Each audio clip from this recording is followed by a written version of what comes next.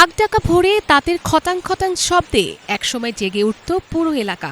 স্থানীয় চাহিদা মিটিয়ে এখানকার তোয়ালে পাড়ি জমাত বিদেশেও, কিন্তু সময়ের সঙ্গে সেই ব্যস্ততা এখন অনেকটাই স্মৃতি। গাজীপুরের কালীগঞ্জ উপজেলার ঐতিহ্যবাহী সাহেবদের গামছা নামে পরিচিত তোয়ালে শিল্প এখন আছে টিকে থাকার লড়াইয়ে।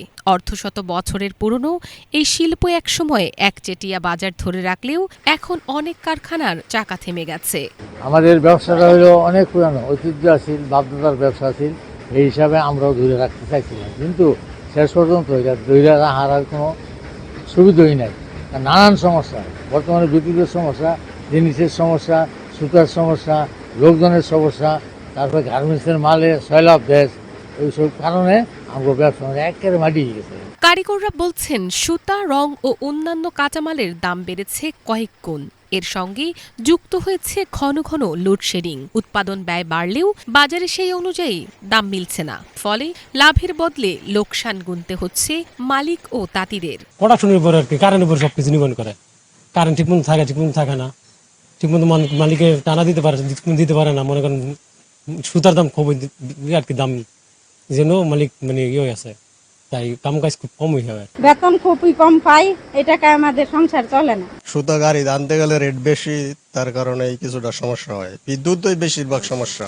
5 বছর যাবত কাজ করি, কিন্তু যা টাকা বেতন পাই এই টাকা আমাদের সংসার চলে না। আগে মজুরি আছিল 8 টাকা 7 টাকা 9 টাকা এদিকে এমন আছিল, না 18 টাকা দেয়। 18 টাকা দিল বিদ্যুতের লাই আমরা কাজ করতে পারি না। কাজ দিতে পারে না মালিকে। কাজ দিতে পারলে আমরা কাজ করে টাকা পাইলাম 15 দিনে 10-12 হাজার করে একজনে, কিন্তু মালিকে অনেক দিতে পারে না।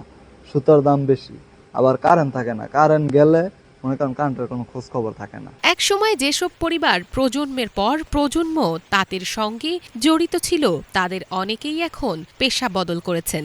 দক্ষ কারিগরের সংকটও বাড়ছে। কেউ শ্রমিক হয়েছেন, কেউ অন্য কাজে চলে গেছেন বেশি আয়ের আশায়।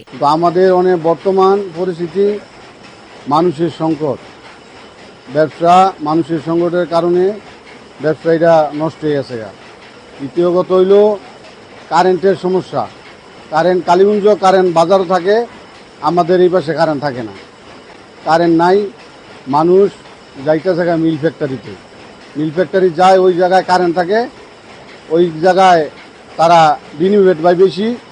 আমরা কারেন্ট নাই, আমরা বেনিফিটও দিতে পারি না, যার কারণে ব্যবসায়ীটা বিক্রি করে লাইতে হইতেছে। মানে আমাদের খুবই লসের মধ্যে আমরা আছি। স্থানীয় তাঁতিদের দাবি, বিদেশি তোয়ালে আমদানি নিয়ন্ত্রণ, কাঁচামালের দাম কমানো এবং সহজ শর্তে ঋণ সহায়তা দিলে এই শিল্প আবার ঘুরে দাঁড়াতে পারে। আমরা 10টা গ্রামের মধ্যে ব্যবসাটা আমরা করতেছি, দাদাই করছে, বাপে করছে, আমরা করতেছি। হ্যাঁ, 10টা গ্রামের মধ্যে ব্যবসাটা আছে। তো সরকার যদি কোনো প্রণোদনা দিত, আমরা ঠিক মতন ব্যবসাটা করে যাইতাম। এই শিল্প রক্ষায় দ্রুতই উদ্যোগ নেওয়ার কথা জানান প্রশাসন। এই যে সরকার যে ছোট ছোট যে শিল্পগুলা, ক্ষুদ্র কুটির শিল্প, হ্যাঁ, বিশেষ করে আপনার তাঁত শিল্প, এগুলাকে উৎসাহিত করার জন্য সরকার সবসময় উৎসাহী এবং কাজও করছে। আমাদের যে নতুন সরকার, নতুন প্রধানমন্ত্রী, তিনিও এই সকল বিষয়ে খুবই আগ্রহী। আমরা চাচ্ছি যে যারা এই শিল্পের সাথে জড়িত, তাদের সুখ দুঃখের বিষয়গুলো আমাদের সাথে শেয়ার করুক।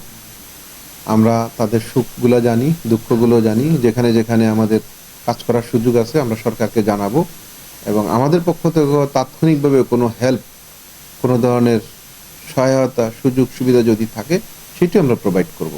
সেজন্য বলবো যে কি আমরা উৎসাহী আছি ওনাদের বিষয়ে, এবং এই শিল্পগুলো বেঁচে থাকুক।